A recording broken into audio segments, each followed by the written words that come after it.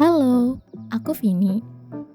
Kali ini aku mau bahas salah satu penyakit yang menyerang sistem metabolisme tubuh. Sebelum kita masuk ke materi yang lebih dalam, kita harus tahu dulu, apa sih arti metabolisme? Jadi gini, metabolisme itu adalah serangkaian reaksi kimia yang kompleks yang digunakan tubuh untuk mempertahankan hidup, termasuk produksi energi.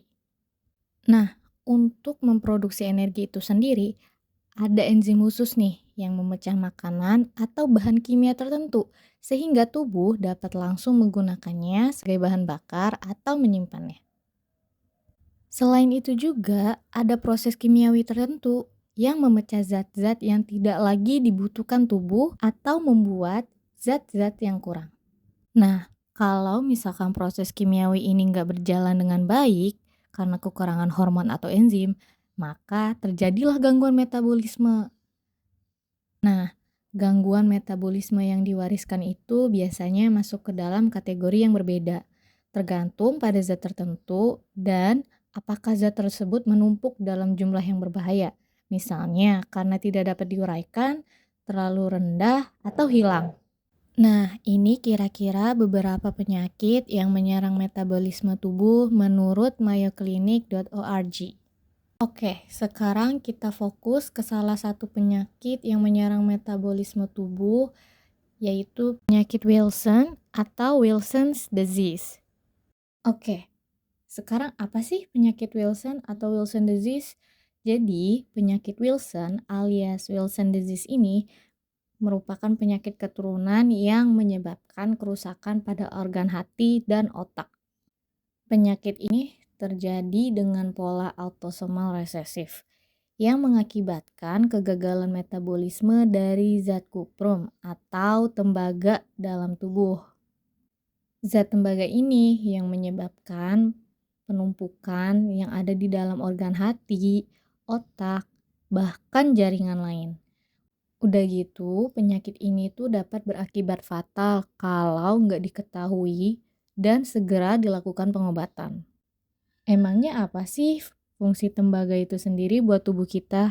Jadi nih, tembaga itu berfungsi untuk membantu pembentukan sel darah, mendukung kinerja pembuluh darah, serta memperkuat daya tahan tubuh. Nah, teman-teman tahu nggak sih kalau penyakit ini tuh merupakan gangguan kesehatan yang tergolong langka loh. Penyakit Wilson itu menyerang sekitar 1 dari setiap 30.000 orang. Nah, penyakit ini lebih sering terjadi pada orang yang memiliki riwayat keluarga dengan kondisi tersebut. Sementara itu, penyebab utamanya adalah penumpukan tembaga, yakni yang tadi, mineral yang sebenarnya memiliki peran penting dalam pertumbuhan tulang. Oke, tadi kan kita udah bahas tentang pengertian dari penyakit Wilson. Nah, sekarang kita juga perlu tahu sebab dari penyakit Wilson itu sendiri. Jadi gini, penyakit Wilson itu tuh terjadi akibat kelainan pada gen ATP7B. Dan gen ini fungsinya untuk mengatur kelebihan tembaga dari organ hati ke empedu untuk dikeluarkan melalui urin ataupun tinja. Nah, tadi kan di awal udah dibahas kalau penyakit Wilson ini merupakan penyakit keturunan. Jadi, penyakit Wilson diturunkan langsung dari orang tua dengan penyakit yang sama. Misalnya, ada seorang anak yang orang tuanya itu punya riwayat penyakit Wilson. Nah, anak ini itu punya risiko sebesar 50% untuk menderita penyakit yang sama kayak orang tuanya. Sedangkan kalau ada anak yang cuma salah satu dari kedua orang tuanya punya penyakit Wilson, dia tuh hanya berpotensi menurunkan penyakit ini kepada keturunannya nanti. Tetapi dia sendiri nggak punya penyakit yang sama.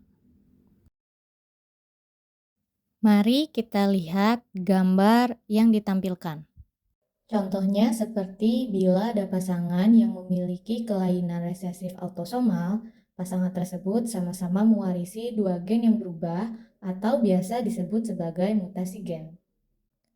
Mereka mendapatkannya dari masing-masing orang tua. Namun, kesehatan mereka jarang terpengaruh karena hanya memiliki satu gen yang berubah atau bermutasi. Pasangan ini disebut sebagai pembawa atau carrier. Ketika mereka memiliki keturunan, maka peluang untuk memiliki anak yang tidak mengidap penyakit Wilson juga memiliki gen yang normal sebesar 25%. Dan peluang sebesar 50% untuk memiliki anak yang tidak mengidap atau mewarisi penyakit Wilson namun menjadi pembawa atau carrier. Serta memiliki peluang sebesar 25% pula untuk anak yang mengidap penyakit Wilson karena memiliki dua gen yang bermutasi.